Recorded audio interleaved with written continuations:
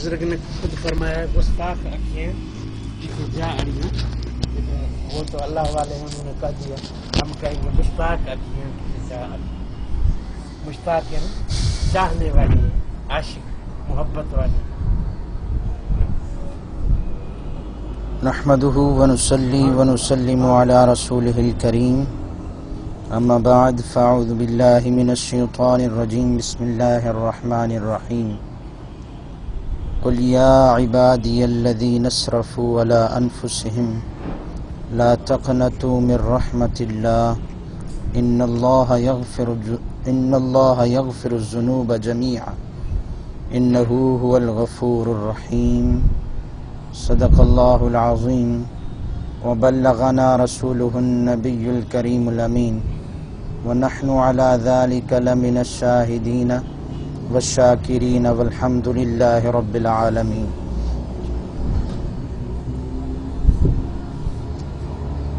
شب برات کی آمد ہے اور مہینہ بھی شب برات کا ہے۔ اس مہینے کو حضور علیہ الصلاۃ والسلام نے اپنی طرف نسبت عطا فرمائی ہے، تو محبین اور عاشقین کے لیے تو یہ مہینہ سمجھیں کہ دگنا ہو گیا، کہ ایک تو حضور علیہ الصلاۃ والسلام نے اس مہینے کو اپنا مہینہ قرار دیا ہے، اور پھر حضور علیہ الصلاۃ والسلام کا عمل مبارک اس مہینے میں خود کثرت سے روزے رکھنے کا رہا، اور پھر اس رات میں اللہ تبارک و تعالی نے ایک رات ایسی عطا فرمائی جس میں گنہگاروں کی بخشش و مغفرت ہوتی ہے۔ یہ بھی اللہ تبارک و تعالی کا فضل و کرم حضور علیہ الصلاۃ والسلام کے صدقے اور طفیل اس امت کے اوپر ہے کہ اللہ تبارک و تعالی نے اپنے حبیب لبیب نبی کریم علیہ افضل الصلاۃ والتسلیم کی زبان اقدس سے جاری فرما دیا، یا عبادی، اے میرے بندو، وہ بندے الذین اسرفوا علی انفسہم، جو اپنی جانوں پر ظلم کر بیٹھے ہیں، لا تقنطوا من رحمت اللہ، ان کو چاہیے کہ وہ اللہ کی رحمت سے نا امید نہ ہو۔ پچھلی امتوں پر اللہ تبارک و تعالی کی طرف سے یہ احکامات نازل ہوتے تھے کہ اگر ان امتیوں میں کوئی گناہ کر بیٹھتا اور گناہ کرنے کے بعد وہ توبہ کا ارادہ کرتا، تو توبہ کے ارادے کے لیے ان کے لیے یہ لازم قرار پاتا کہ تمہاری توبہ تبھی قبول ہوگی جب تم اپنے آپ کو مار ڈالو گے، یعنی قتل کر دو گے، تب تمہاری توبہ قبول ہے، ورنہ توبہ قبول نہیں۔ جیسا کہ حضرت موسیٰ علیہ الصلاۃ والسلام کے دور میں جب حضرت موسیٰ علیہ الصلاۃ والسلام کوہ طور پر اللہ تبارک و تعالی کے حکم سے اعتکاف میں بیٹھے، 30 دن کا اعتکاف پہلی مرتبہ کیا، پھر 30 دن کا جب مکمل ہوا تو اللہ تبارک و تعالی سے ہم کلامی کی تڑپ، وہ دن جیسے گزرتے جاتے کوہ طور پر بیٹھے رہنے کے باوجود ہم کلامی نہ ہوتی اور وہ شرف اور سعادت نہ ملتی، تو وہ چاہت اور وہ محبت اور بڑھتی جاتی۔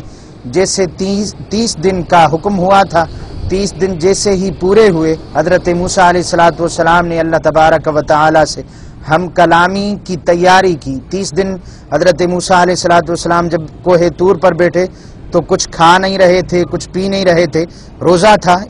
تھا، اعتکاف تھا، تو روزے کی وجہ سے منہ میں بو سی پیدا ہو جاتی ہے۔ عام طور پر ہم بھی روزے رکھتے ہیں تو ایسا شام کے وقت، افطار کے وقت ہو جاتا ہے، تو وہ 30 دن کے مسلسل روزے رکھنا، حضرت موسیٰ علیہ الصلاۃ والسلام کے منہ میں وہ بو سی پیدا ہو گئی، تو مفسرین کرام نے ارشاد فرمایا حضرت موسیٰ علیہ الصلاۃ والسلام نے 30 دن گزرتے ہی فوراً مسواک دی کہ اللہ سے ہم کلام ہونا ہے، تو وہ منہ میں بو نہیں ہونی چاہیے، لیکن اللہ تبارک و تعالی اس بو کو چاہتا تھا، اس لیے حضرت موسیٰ علیہ الصلاۃ والسلام کے 30 دن گزرنے کے بعد، کیونکہ موسیٰ علیہ الصلاۃ والسلام نے مسواک دے کے اپنی طرف سے یہ اجتہاد کیا، مسواک دے کے اور منہ سے وہ بو ختم کی، تو اللہ تبارک و تعالی نے 10 دن اور اعتکاف اور روزے رکھنے کا حکم فرمایا کہ 10 دن اعتکاف کرو۔ یہ جو بو ہے وہ ہمیں جنت کی مشک سے زیادہ پسند ہے، روزے دار کے منہ کی بو، تو حضرت موسیٰ علیہ الصلاۃ والسلام نے وہ بو ختم کی تھی اللہ تعالیٰ کی وہ پسندیدہ بو ختم ہو گئی تو اللہ تعالیٰ نے پھر 10 دن روزے رکھنے کا حکم فرمایا اور اعتکاف کرنے کا. پھر جب بو پیدا ہوئی تو پھر اللہ تبارک و تعالیٰ نے ہم کلامی کا شرف بھی عطا کیا. پھر تو یہ کتاب جو ہے، کتاب کے صحیفے، تختیاں حضرت موسیٰ علیہ الصلوۃ والسلام کو تورات کی تختیاں عطا کی گئیں. موسیٰ علیہ الصلوۃ والسلام اپنی قوم کی طرف آئے تو دیکھا کہ قوم بچڑے کی پوجا اور جو ہے اس کو سجدہ کرنے میں مصروف ہے. حضرت موسیٰ علیہ الصلوۃ والسلام جلال میں آ گئے، اپنے بھائی پر جو ہے غضبناک اور ناراض ہوئے، قوم پر ناراض ہوئے. قوم کو پھر سمجھایا. ان میں سے چند لوگوں کو احساس ہوا اپنے گناہ کا. وہ اللہ تعالی کی دربار میں اپنے اس گناہ پر نادم ہو کر توبہ کرنا چاہتے تھے تو اللہ تبارک و تعالی نے ارشاد فرمایا اقتلوا انفسکم. تم میں سے جو نیک لوگ ہیں جو ابھی اس گناہ میں نہیں داخل ہوئے، وہ نیک لوگ ان گناہگار لوگوں کو قتل کریں گے، تبھی ان کی توبہ کو قبول کیا جائے گا. یہ حکم نازل ہوا، ایسا یقیناً پھر عمل ہوا ہوگا. ادھر اللہ تبارک و تعالی نے اپنے حبیب کے صدقے حبیب کی امت پر یہ مہربانی اور یہ کرم کیا کہ اللہ تعالی نے ارشاد فرمایا تم اپنی جانوں پر ظلم کر بیٹھے ہو تو لا تقنطوا من رحمت اللہ، اللہ تعالی کی رحمت سے نا امید نہ ہو، اللہ کی دربار میں آ جاؤ. ان اللہ یغفر الذنوب جميعا، بے شک اللہ تعالی تمام گناہوں کی مغفرت و بخشش فرمانے والا ہے. اب وہ بندہ جب بھی، جس وقت بھی، جہاں بھی اللہ کی دربار میں اپنے گناہوں سے نادم پشیماں ہو کر آئندہ کا پختہ ارادہ کر کے کہ آئندہ یہ گناہ نہیں کرنا، اللہ کی دربار میں آ جائے، صدقے دل سے توبہ کرے، اللہ تبارک و تعالی فوراً اس گناہ سے اس کو ایسا پاک کر دیتا ہے گویا آج ہی اپنی ماں کے پیٹ سے پیدا ہوا ہو. یہ امت مصطفیٰ پر حضور علیہ الصلوۃ والسلام کے صدقے اللہ تبارک و تعالی کی مہربانیاں، اور یہ رات بھی وہی اللہ تعالی کی دربار میں سوال کرنے کی، بخشش مانگنے کی، رزق طلب کرنے کی، دنیا اور آخرت کے جو ہے معاملات حاصل کرنے کی، دنیا و آخرت کے جو ہے سوالات اللہ کی دربار میں کرنے کی رات جو آئے گی 15ویں شعبان، نصف شعبان المعظم، جسے شب برات ہم کہتے ہیں. اس رات کو اللہ تبارک و تعالی گنہگاروں کی، جب بھی گنہگار، خاص کوئی رات مقرر نہیں، جب بھی کوئی گنہگار اللہ کی دربار میں توبہ کرتا ہے اللہ تبارک و تعالی فوراً اس کی توبہ کو قبول فرما دیتا ہے. وہ توبہ کو قبول کرنے کے متعلق حضور علیہ الصلوۃ والسلام نے ارشاد فرمایا اپنے بندے کی توبہ پر پروردگار اتنا خوش ہوتا ہے جیسے تم میں سے کوئی شخص سفر پر نکلا ہو، سواری اس کے پاس ہو، سفر پہ نکل کر وہ صحرا میں، ایسے صحرا اور بیابان میں پہنچ گیا کہ سینکڑوں میلوں تک جو ہے کوئی اثرات زندگی کے نظر نہیں آتے. وہ اپنی سواری پر موجود تھا، سواری سے اترا، تھوڑی دیر کے لیے آرام کے لیے بیٹھا، وہ آرام کیا، اونگ لگ گئی، آنکھ لگ گئی اس کی، وہ سو گیا، سواری گم ہو گئی. اب وہ کبھی ادھر سرگرداں ہیں، کبھی ادھر سرگرداں ہیں، سواری کو ڈھونڈتا خود جو ہے بے حال ہو گیا ہے. اب وہ اپنی سواری کے ملنے سے نا امید ہو گیا کہ اب سواری نہیں ملنی. اب اسے اپنی زندگی کی جو شمع ہے وہ بھی بجھتی ہوئی نظر آتی ہے. اب وہ نا امید ہوا ہے. اب وہ یعنی یہ سمجھ رہا ہے کہ اب اللہ ہی میری زندگی کو بچا سکتا ہے، ورنہ اب بچنے کی کوئی تمنا نہیں. نا امید ہو کے بیٹھ گیا کہ اچانک وہی سواری جس کو ڈھونڈنے کے لیے وہ سرگرداں اور بے حال ہو گیا، وہ سواری اس کے سامنے اسی سامان کے ساتھ موجود ہوتی ہے. وہ خوشی میں اتنا بے قابو ہو جاتا ہے کہ وہ اللہ تبارک و تعالی کا شکر بجا لاتے ہوئے کہتا ہے کہ میں تیرا رب ہوں، تو میرا بندہ ہے. خوشی میں بے قابو ہو کر اللہ تبارک و تعالی کا شکر بجا لاتے ہوئے کہتا ہے کہ میں تیرا رب ہوں، تو میرا بندہ ہے. اللہ تبارک و تعالی کے حبیب نے ارشاد فرمایا جب بندہ اپنے رب کی دربار میں توبہ کرنے کے لیے حاضر ہوتا ہے، اللہ تبارک و تعالی اس بندے کی طرح اپنے بندے کی توبہ پر اتنا خوش ہوتا ہے۔ اور یعنی حضور علیہ الصلوۃ والسلام نے یہ بھی ارشاد فرمایا کہ وہ بندہ اللہ کی دربار میں حاضر ہوا، توبہ کر رہا ہے، توبہ کرتے کرتے اس کی آنکھوں سے آنسو جاری ہو گئے، اللہ تبارک و تعالی کو دنیا اور آخرت کی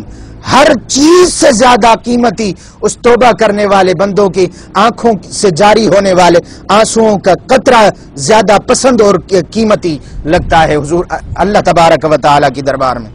یعنی اللہ تعالیٰ ان آنسوؤں کو اتنا پسند فرماتا ہے، اتنا محبوب رکھتا ہے، اتنا اللہ تعالیٰ کی نظر میں وہ اتنے قیمتی آنسو ہیں کہ دنیا کی کوئی چیز، آخرت کی کوئی چیز اتنی قیمتی نہیں، اتنی محبوب نہیں، اتنی پسندیدہ نہیں جتنی توبہ کرنے والے انسان کے آنکھوں سے نکلنے والے آنسو قیمتی، پسندیدہ اور محبوب ہیں اللہ کی دربار میں۔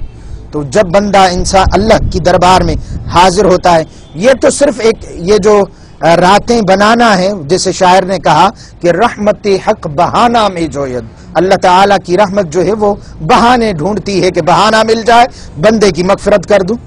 بہانہ میں جوید، قیمت نہیں، عمل نہیں دیکھتی کہ اس نے عمل کتنا بڑا کیا ہے، بہانہ، بس وہ بہانہ رحمت خدا کو مل جائے بندے کی مغفرت و بخشش ہو جاتی ہے۔ یہ جو راتیں اللہ تعالیٰ نے عطا فرمائی ہیں، یہ راتیں بس بہانہ ہیں رحمت خدا بندی کا، کہ وہ بندہ خود